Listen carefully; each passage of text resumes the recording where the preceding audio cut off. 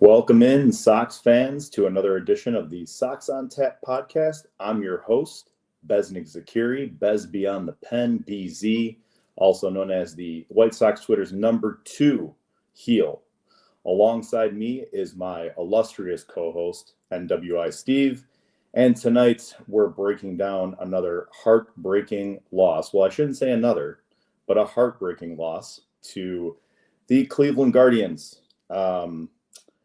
It should be wonderful. But first, a little housekeeping.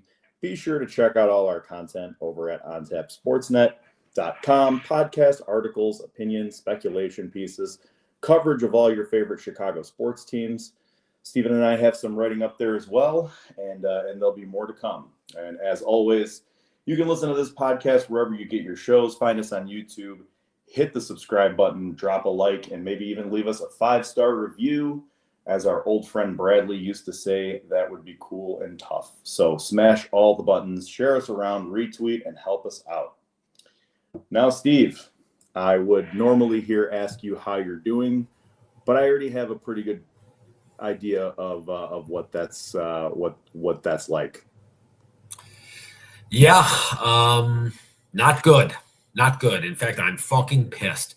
Every fucking time in that goddamn ballpark. I am so sick of this bullshit. You know, we were talking before we hopped on, and I know we'll dig deeper into this, but when Sean Newcomb didn't have it tonight, and I knew that they weren't going to be able to get multiple innings out of him, I knew we were in trouble this evening. Yeah, definitely some rough appearances by the pitching staff there. They didn't. There's a couple of guys that didn't have it, and we'll break that down along with some decisions, some bullpen decisions on who pitched tonight, because that is always the topic of conversation lately when it comes to Will Venable and some of those decisions. But first and foremost, our ace and our best starter so far this year, Davis Martin, came out and had an ugly one. We haven't seen this from him in a little while. He's kind of had an up and down June, to be honest. He got shellacked by the Yankees, and was coming off of a great start though in his last one. So I expected a lot better. I think everybody expected a lot better, and you expect your best guys to come through in these games and in these situations. But the control was all over the place, despite, walking a bunch of guys. I think Schriffen said it on the broadcast. This is the first start in his career. I think it's around 61 starts or so where he didn't even record a strikeout. So Cleveland was ready for him. They knew what was coming, or not what was coming, but they had a good plan of attack, unfortunately. And he was only able to cover 10 outs, which, if my math is correct, is 8 outs short of 18, Steve. The math does check out, and that is a big problem. It was just evident, really from the outset that Davis Martin just did not have it this evening. Wasn't able to put guys away, just falling behind everybody with consistency. It is unfortunately just kind of one of those nights where, a guy just doesn't have it. It's just frustrating given a series of this magnitude and who it's against to see it happen. It's just so fucking annoying. I'm so fucking sick of this shit against that team.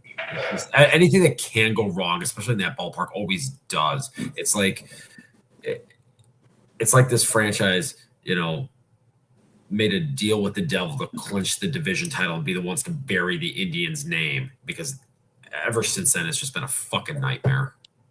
Yeah. This kind of calls back to or gives me flashbacks of the Josh Naylor game, the infamous Josh Naylor game, and that wasn't even in Cleveland.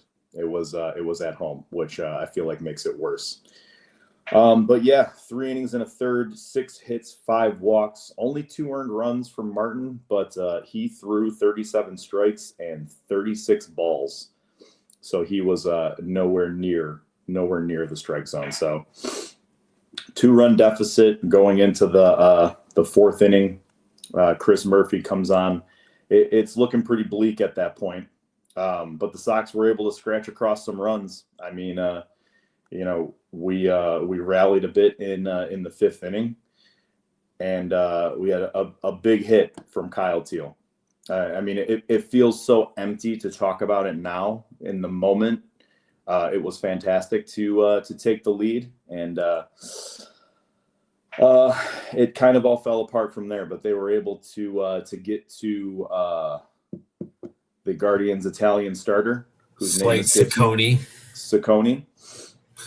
Might have left him a little bit too long, but Antonacci or Peters doubles to start the rally. Antonacci just misses a homer to bring him in, and then Teal knocks in the double to score 2. So a little bit of fireworks there to take the lead. Well, yeah, I mean, four doubles in that inning was certainly a positive, going and taking the lead. One thing that I feel like has to be discussed when talking about this team from an offensive standpoint today was just the fact that they gave away 3 fucking outs on the bases. This shit can't happen. Again, somebody needs to have a fucking conversation with Noki Boy about not doing stupid fucking shit on the bases. There's a difference between being aggressive and being a dumbass. And we saw it again in this first fucking inning here today. And then again, the double that Vargas hits, like what are you doing on that ball? Like, how are you not scoring on that to begin with? I was also pretty irked by that whole situation. I don't know. The ball was crushed. It was pretty clear to me that nobody was getting to that one. You could see the outfielders kind of pull up and waiting to play it off the wall. So, yeah, I do have no idea how you don't score on like what was probably a damn near 400-foot double. Yeah. So that made no sense. You have that. You have Benintendi. Like I think that this team. One of the things I'm starting to pay attention to a little bit more is I feel like they deploy the contact play more than a lot of other teams. I know we kind of lament Will using the infield especially early on in games. And it seems like more oftentimes than not, it comes back to bite this team in the ass. But again, I feel like they're utilizing a contact play more than most teams and running into outs at the home plate with greater regularity here. And I just, some of these decisions with this, I'm just not understanding at this point. I would have to agree. Benintendi getting hung up there at home, Antonacci in the first inning. And then you had Chase Mydroth later in the game making the first out at third base. Way over aggressive there. I don't know if he ran on his own. I don't know if that's the third base coach trying to get him to move up. I think that's a situation where like you have to know the situation. You have to know, like, Stephen Kwan has been one of the league leaders in outfield assists for the last 4 or 5 years here. And like, I don't know that anybody's ever going to confuse Chase for being a burner out there on the bases. Like, that's just not a good combination right there. Again, it's just like, what the fuck are we doing out here? I wish I had an answer for you, my friend. But that was the second inning where we got Benintendi caught in a rundown at home, right? I think we had first and second with no outs in that inning and came away empty-handed. It's a head scratcher. I think it would have been second and third because Cooper Engel dropped that pop-up in left field on the ball that Colson hit. So, and Colson advanced to second on that play. So they had second and third, nobody out. They had second and third, nobody out. Yep. And then another thing that I don't think is going to get talked about is immediately following that, Braden Montgomery had a horrendous at bat swinging at that first pitch, hitting that ground ball right at Bazana to get that first out right there. So I mean, just that entire sequence in that second inning. Like the amount of things that they did wrong in this game today. Like, we got to be real about this. They deserve to fucking lose this game.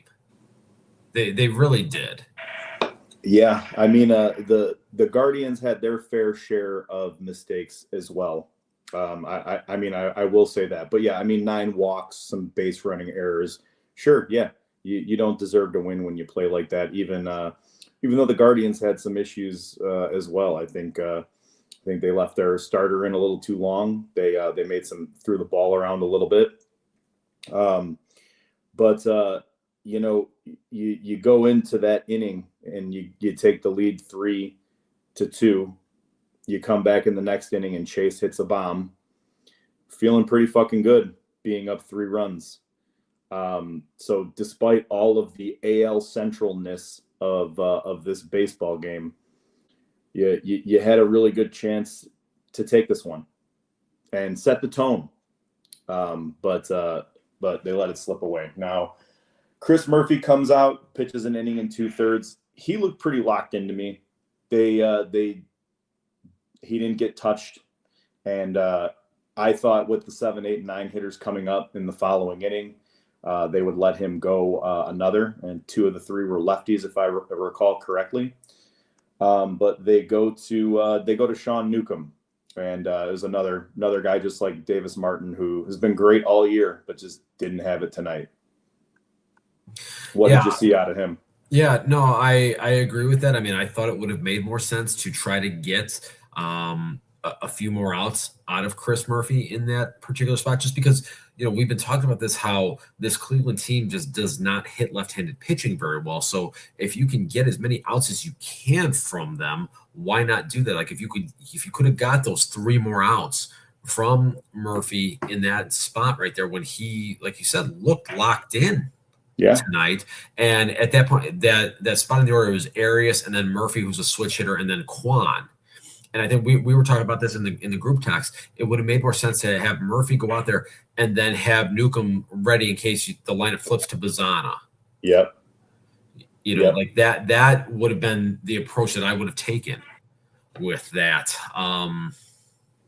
Because I mean, being able to get even if you only got two of the additional outs, you know, in that particular spot right there, you know, that would have been huge. And then it's so fucking irritating. It's like Patrick Bailey, like you look at his offensive numbers, he's just been absolute ass. And then he's just hammering the ball against the Sox for some fucking unknown reason. Yeah, he had in that extra inning loss when we were going for the sweep at home. Yeah. He had a big hit in that one, which drove me nuts while we were taking in the ball game there. Yeah, and I think he might have had 3 hits that day.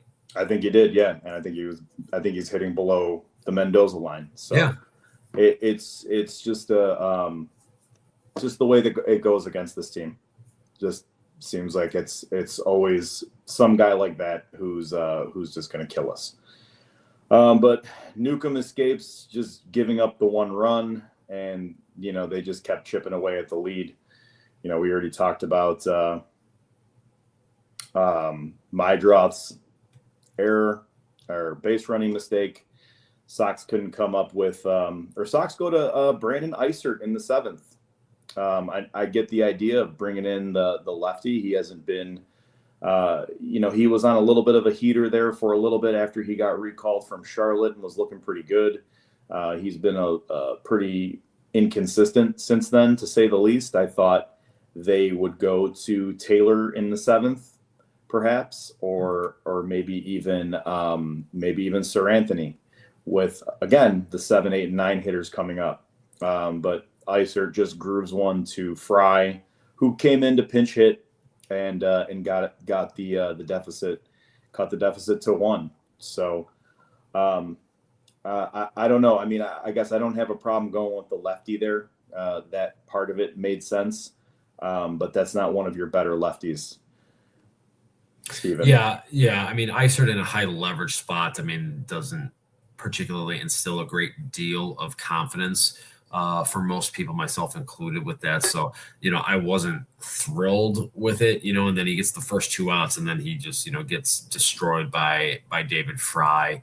You know, and then at that point it's a 5-4 game and you just, that feeling of dread is just really starting to come over you at that point then, because it's like, you're just a walk and a home run away, and then, well, foreshadowing, I guess. Yeah, and Taylor looked pretty good in the eighth. He did walk Quan with one out, but then got Bonanza to strike out, and DeLauder to ground out to end the inning. So it felt a bit redeeming. I'm not sure. I said it in the group chat. I put it out on Twitter that I would have gone to Hudson in the ninth. I think he pitched yesterday. He did, but he only threw like 12 pitches, I think. That's what I thought. I didn't think he threw much. He didn't. Yeah, so I mean, I would be curious to know if anybody asked Will post game if Hudson was available. Again, just knowing the struggles that Cleveland team has against left-handed pitching, that's something I would love to know, because if he was down for whatever the reason today, that changes the calculus of things. Yeah. So a lot of questionable decisions there. I like the idea of Taylor pitching 2 innings at a time. I want to see him get stretched out. I want to see him potentially move into the starting rotation next season. I think he deserves another chance as a starter. But I feel like the results when he pitches 2 innings are never very good.